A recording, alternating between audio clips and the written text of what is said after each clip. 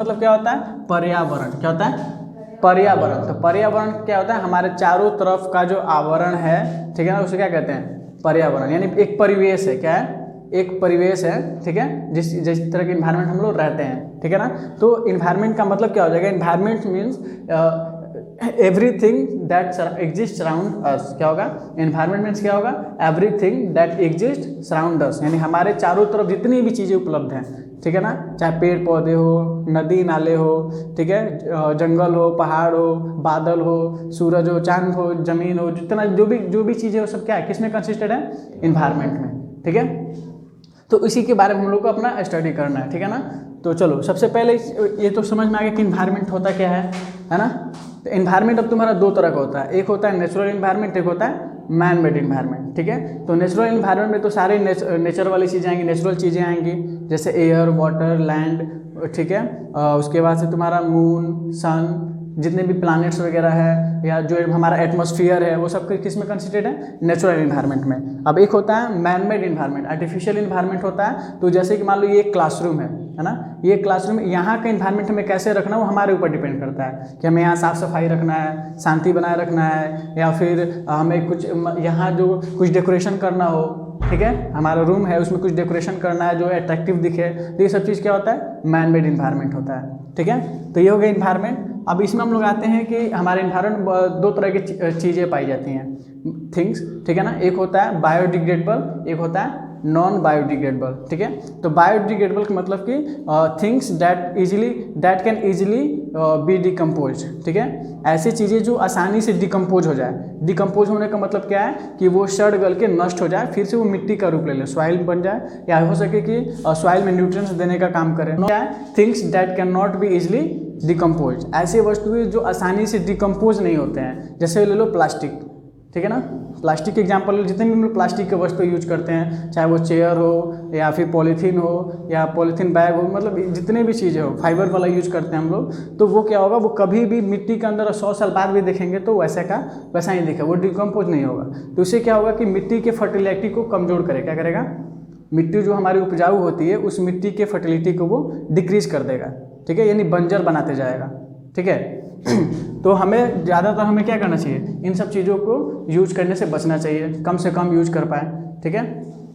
चलो, अब आते हैं हम लोग इकोसिस्टम पे। किस पे आते हैं? इकोसिस्टम। तो इकोसिस्टम क्या होता है कि everything that interacting with each other, सारी चीज़ें जो एक दूसरे पे डिपेंडेंट है, जो एक दूसरे से इंटरेक्ट करते हैं, इंक्लूडिंग बायोटिक और अबायोटिक कंपोनेंट, ठीक है। तो बायोटिक का बायोडिग्रेडेबल, तो बायोडिग्रेडेबल जो होता है तो बायोटिक मतलब क्या होता है? Living thing. क्या होता है?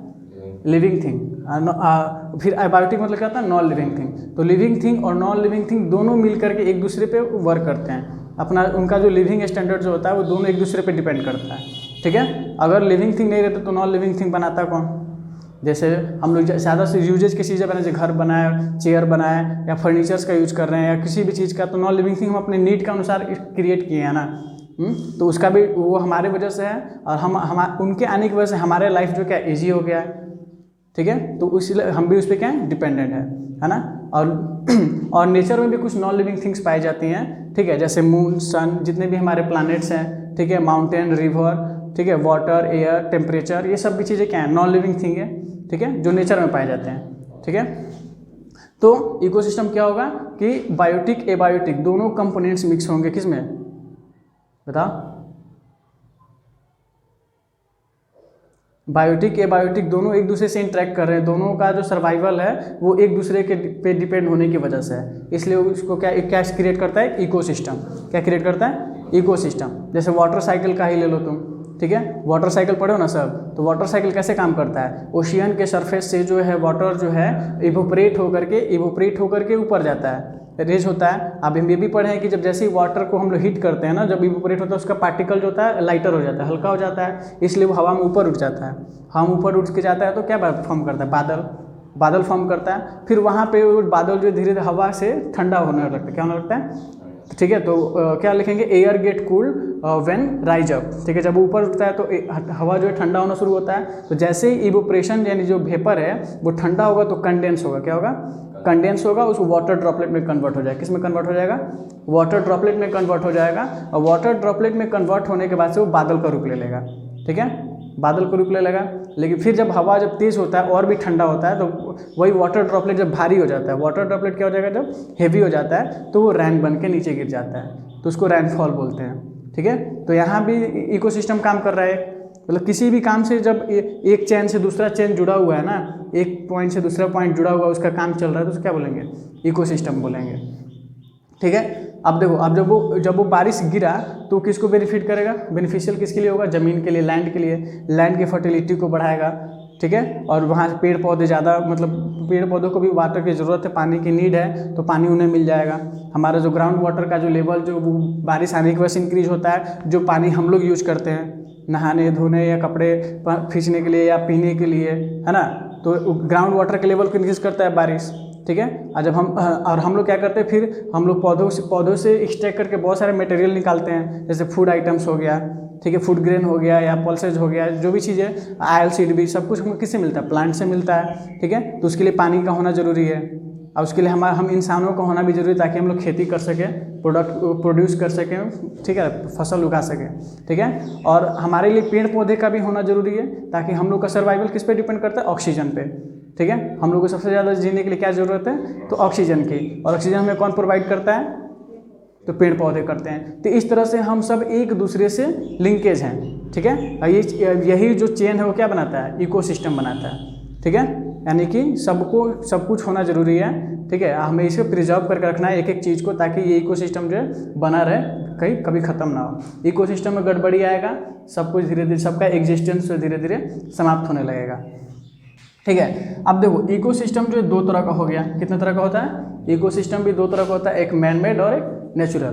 तो इन्वायरमेंट के जैसा ही है। ठीक है, तो मैन मेड जैसे इकोसिस्टम बनाया, जैसे एक्वेरियम तो सब लोगों ने देखा होगा, देखा है ना, किसी के घरों में लगा होता है, मॉल में लगा होता है, या स्कूलों में लगा होता है।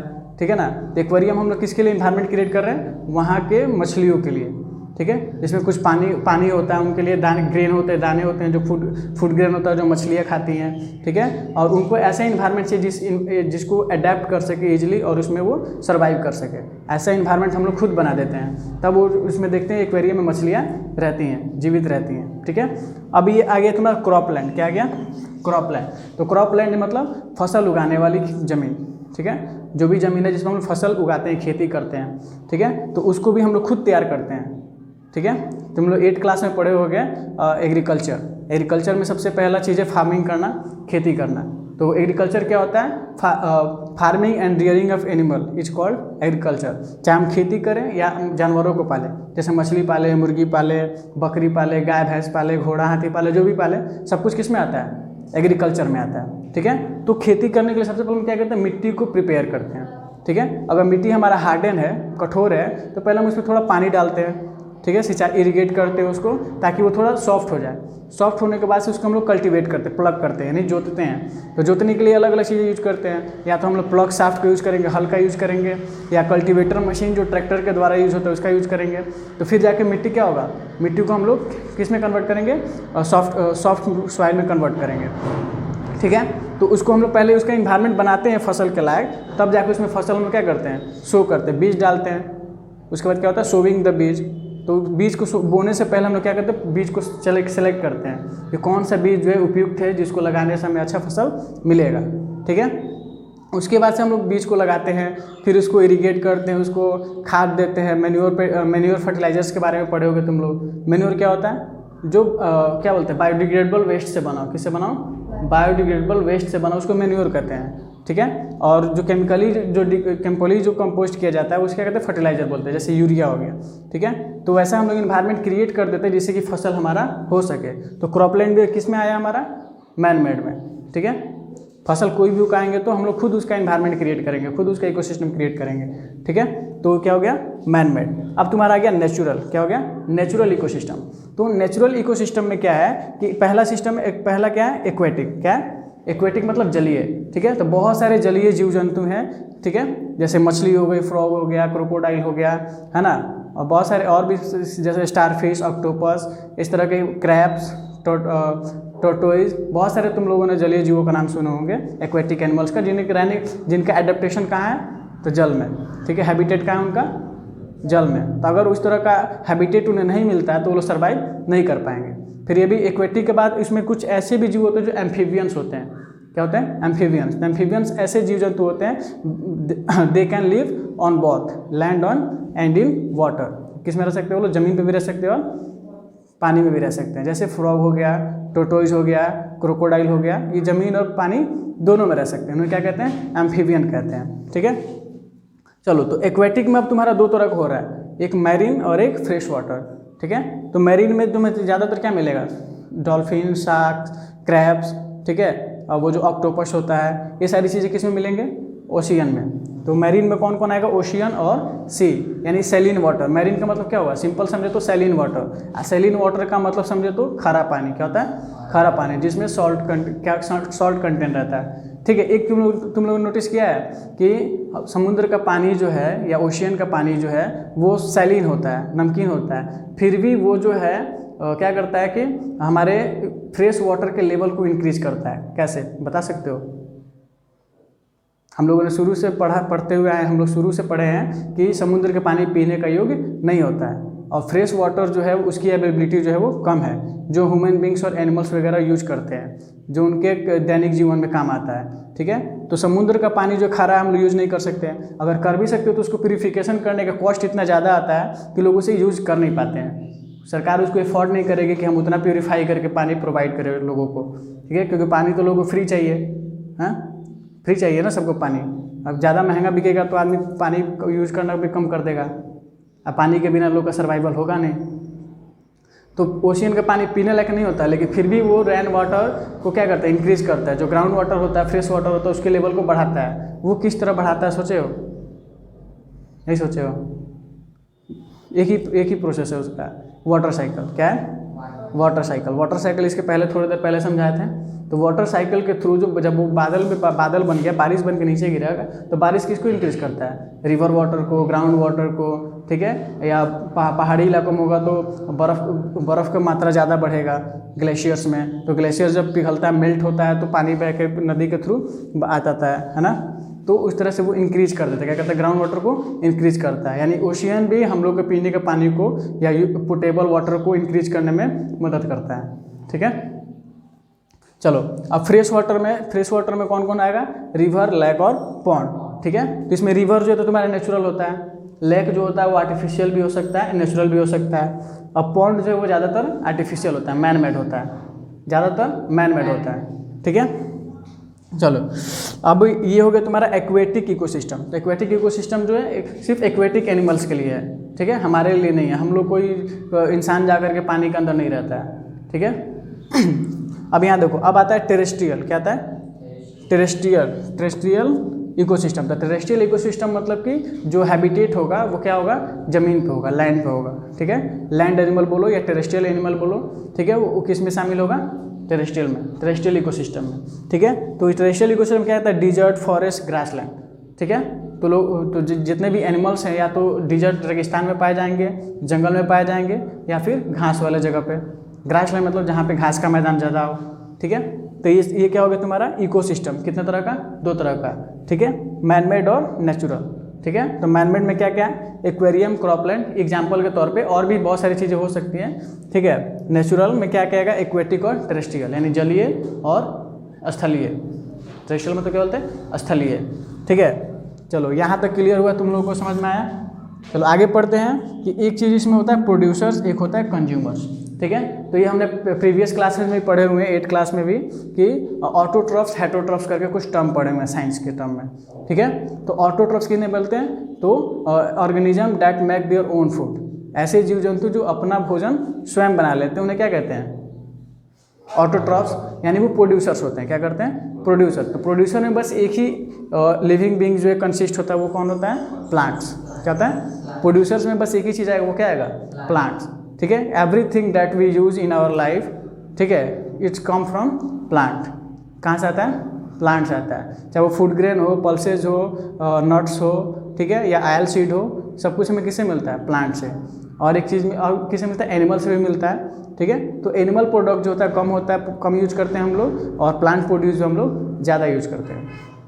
ठीक है, अब चलो, अब आता है कंज्यूमर्स। क्या आता है? कंज्यूमर्स। तो कंज्यूमर्स को हम लोग क्या बोलते हैं, हेटरोट्रॉफ्स बोलते हैं। क्या बोलते हैं, हेटरोट्रॉफ्स, यानी ऑर्गेनिज्म दैट डिपेंड्स ऑन किस पे, प्रोड्यूसर्स पे। ठीक है, organism that depends on producers या फिर ऑटोट्रॉफ्स। प्रोड्यूसर्स पे या ऑटोट्रॉफ्स पे जो ऑर्गेनिज्म डिपेंड करता है उन्हें क्या कहते हैं, और हेटरोट्रॉफ्स कहते हैं या कंज्यूमर कहते हैं। जैसे हम लोग क्या है, कंज्यूमर हैं। प्लांट से जो भी प्रोड्यूस मिलेगा, चाहे फ्रूट हो, वेजिटेबल्स हो या कुछ भी हो, फूड ग्रेन हो, तो वो सब हमें किससे मिलेगा, प्लांट से। हम लोग उसी पे डिपेंडेंट है। हम लोग खुद से तो उस चीज़ को ग्रोथ करते नहीं है, प्रोड्यूस नहीं करते हैं। ठीक है, या एनिमल से जो भी चीज़ें मिलती है एक्सट्रैक्ट करते हैं। ठीक है, जैसे मान लो कि यहाँ पे हम ले लिए प्लांट, ले लिए ग्रास। क्या ले लिए, ये ग्रास हो गया। तो ग्रास को कौन खाएगा, डियर। कौन खाएगा, डियर। अब इस डियर को कौन खाएगा, टाइगर। ठीक है, तो ये बन रहा है फूड चेन। क्या बन रहा है, फूड चेन। तो ये हो गया तुम्हारा ग्रास, तो हो गया प्लांट के प्रोड्यूसर्स है। ये क्या है, डियर जो ये क्या कर रहा है, इसको कंज्यूम कर रहा है, और टाइगर जो इसको कंज्यूम कर रहा है। ठीक है, फिर इस कैटेगरी वाइज से बांटा गया है, हर्बीवोरस, कार्निवोरस, ओमनीवोरस भी बांटा गया है आगे चल के। ठीक है, तो हर्बीवोरस कौन होते हैं, जो सिर्फ प्लांट पे डिपेंड रहते हैं। Organism that's only depend on plant, वो क्या होते हैं, herbivores. Organism that only depend on flesh of other animal, मतलब दूसरे जानवरों के मांस पे डिपेंड रहते हैं, तो क्या कहलाते हैं, कार्निवोरस। ठीक है, ओमनीवोरस दैट्स ईट बोथ। ठीक है, flesh of other animals and plants. ठीक है, एज वेल एज, तो दोनों खाते हैं, उन्हें बोलते हैं ओमनीवोरस। तो ये हो गया तुम्हारा इन्वायरमेंट। तो इन्वायरमेंट में यही सब चीज़ें पढ़ना है जो हमारे आसपास चीज़ें हैं, और क्या क्या घटनाएं उसमें घटती हैं, कि कौन किस पे डिपेंडेंट है, हमें किस चीज़ से क्या मिलता है, और क्या चीज़ ज़रूरी है, और वो हमें मिलेगा कहाँ से। यही सारी चीज़ें उसमें इन्वायरमेंट में पढ़नी होती है। ठीक है, तो यहाँ तक अभी पढ़ के आओ, उसके बाद फिर आगे पढ़ा जाएगा कल। ठीक है।